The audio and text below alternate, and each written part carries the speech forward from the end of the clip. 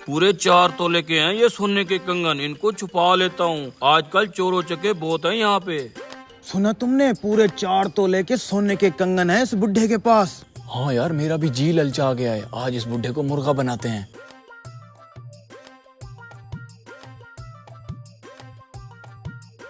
बाबा जी कितनी देर है ट्रेन को? पता नहीं बेटा, मैं भी ट्रेन के इंतजार में बैठा हूँ। मैं स्टेशन मास्टर से पता करके आता हूँ। तो कहाँ जा रहे हैं आप? मैं तो शहर जा रहा हूँ किसी काम से। अरे वाह, क्या इत्तेफाक है, हम भी शहर ही जा रहे हैं। अच्छा बेटा। यार ट्रेन तो 2 घंटे लेट है, हमें बस या रिक्शे पे जाना पड़ेगा। शिट यार, ऐसा करते हैं फिर रिक्शे पे चलते हैं। आपने भी शहर ही जाना है ना, क्यों ना हम साथ में ही चल लें, गपशप भी हो जाएगी और 3 जने जाएंगे तो रिक्शे वाला किराया भी कम लेगा। अच्छा वैसे मुझे भी जल्दी है, ट्रेन पता नहीं कब आए। चलें फिर? चलो जी। यहाँ तो कोई रिक्शे वाला भी दिखाई नहीं दे रहा। थोड़ा आगे चलते हैं, कोई ना कोई मिल जाएगा। काफी सारा सफर कर लिया है, अभी तक कोई रिक्शा नजर नहीं आया। आ जाएगा बाबा जी, आ जाएगा। वैसे आप शहर क्या करने जा रहे हैं?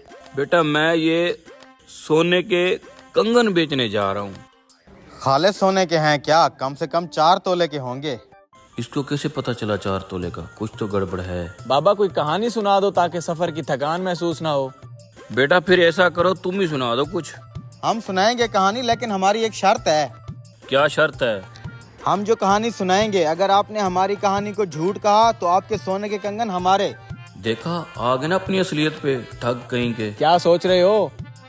कुछ नहीं बेटा, कुछ नहीं, मुझे मंजूर है। बेटा सुनाओ अपनी कहानी। तो फिर सुनो। हमारी एक गाय थी, ये मोटी मोटी उसकी आंखें, बड़े बड़े सींग, दूध तो इतना देती थी, नदियां बह जाती थी, नदियां।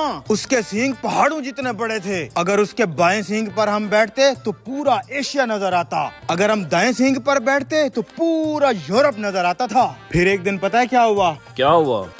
एक उड़ता हुआ मच्छर हमारी गाय के माथे से टकराया और हमारी गाय वहीं पर मर गई।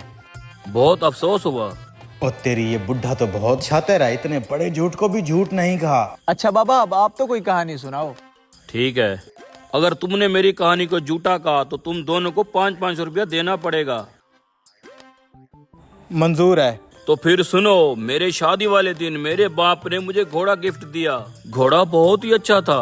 एक दिन गांव के अंदर उसकी दूसरे घोड़े के साथ लड़ाई हो गई, उसके माथे पे जख्म हो गया। फिर एक दिन बारिश आई, बारिश का पानी पड़ते ही घोड़े के जख्म से कपास का पौधा निकल आया।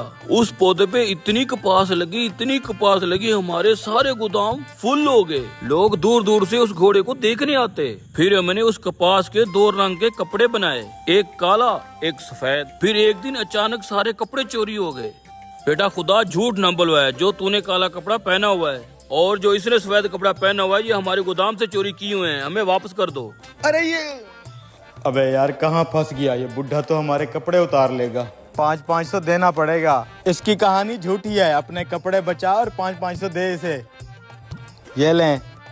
ये लो। अब चलो बेटा, शहर में जाके मैंने ये कंगन बेचने हैं, फिर किसी होटल में बैठ के खाना भी खा लेंगे। आजो। इसे कंगन बेचने देते हैं, जैसे ही पैसे इसके हाथ में आएंगे हम कोई और दाव खेल के पैसे हथिया लेंगे। बेटा तुम यहीं रुको, मैं सुनार को कंगन बेच के आता हूँ। ठीक है ठीक है। सलाम वालेकुम। वालेकुम सलाम जी हजूर।